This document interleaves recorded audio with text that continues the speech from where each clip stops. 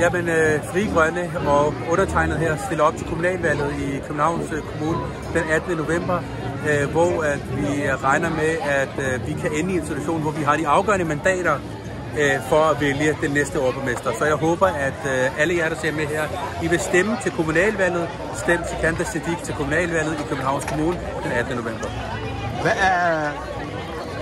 Hvad er jeres løfter generelt i forhold til det her næste valg? Altså man kan sige, at hvis I kender mit arbejde for Folketinget, så vil I vide, at jeg er, og Frie Grønne er, minoriteternes stemme i Danmark.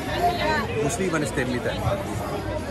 Når vi i Folketinget ser den her islamofobi, når vi i kommunerne ser, når vi ude i forvaltningerne ser, hvordan den diskrimination det er rundt om i jobcenteret og alle andre steder, så vil jeg garantere, at når vi kommer ind i København, så handler det om at skabe et racismefrit København. Ligesom jeg i Folketinget sat fokus på det her. Derudover så er det fuldstændig afgørende for os, at for os handler alle valg om Gaza. Alle valg handler om Gaza. Det er derfor, vi som parti har været ude at sige, at vi mener, at Danmarks position skal være, at staten Israel skal opløses. Og alle fra floden til havet skal have lige rettigheder. Jøder, kristne, muslimer. Men Israel, staten, den zionistiske, folkemorderiske stat, skal opløses.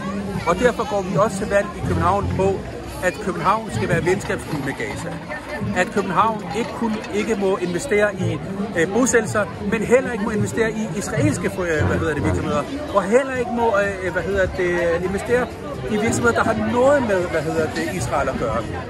Vi går til valg på gratis offentlig transport i København. Vi går til valg på gratis skolemad i København. Vi går til valg på, at vi har et huslejeloft. I dag er det blevet så forbandet dyrt at bo i København. Og hver valg får vi at vide, jamen vi skal nok gøre noget, ingen gør noget. I Frie Grønne, der mener vi, at alle de her dyre ejerboliger, dem skal vi have gjort op med, og så skal vi have et huslejeloft, så skal vi have 75% almen boligbyggeri, så for en almindelig familie kan leve der. København i dag er blevet en by, hvor dem, der driver byen, tandlæger, sosuer, taxichauffører, rengøringsfolk, buschauffører, de kan ikke bo i København, fordi det er for dyrt, huslejen er for dyrt. Det skal vi have gjort noget ved.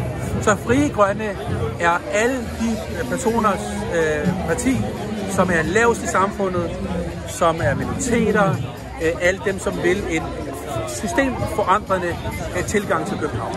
Er det nemt at få det her ting igen? Er det nemt at få det her ting igen? Man kan sige, der er ikke noget, der er nemt. Der er ikke noget, der er nemt. Men det sagde de også til mig, dengang jeg stillede op til Folketinget i 2019 og sagde, at jeg vil kæmpe imod racisme. Der sagde de, det er heller ikke nemt. Men vi gjorde det. Ved sidste valg i København, der sagde folk til os, det er ikke nemt. Vi fik 10.000 stemmer.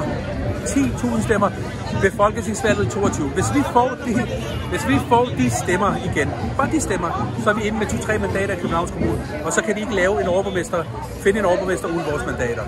Så der er ikke noget, der er nemt. Der er ikke noget, der er nemt. Da Pia Kjærsgaard i 96 startede med at sige, at muslimer er farlige, alle sammen sagde, at hun kommer ingen steder med det. Men hun blev ved med at sige det, I dag siger alle politiske partier det. Så vi som minoriteter, vi som muslimer, har også en pligt til at rejse op og sige, vi vil ikke mere, nok er nok, slut med at dukke nakken.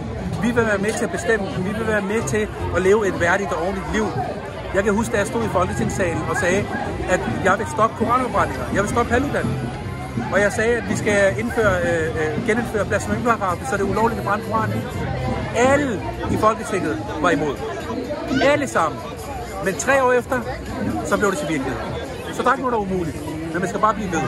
Og som min far, han sagde til mig i gamle dage.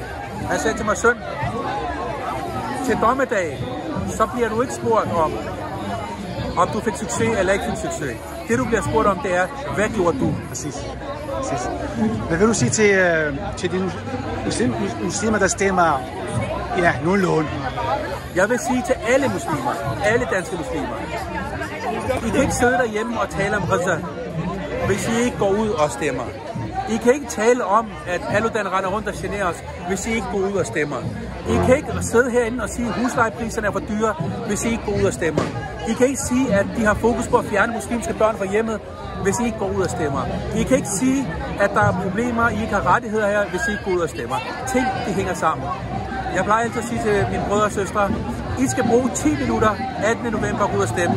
Så vil Frie Grønne og jeg kæmpe for jer i 4 år. Tak skal du have. Selv tak.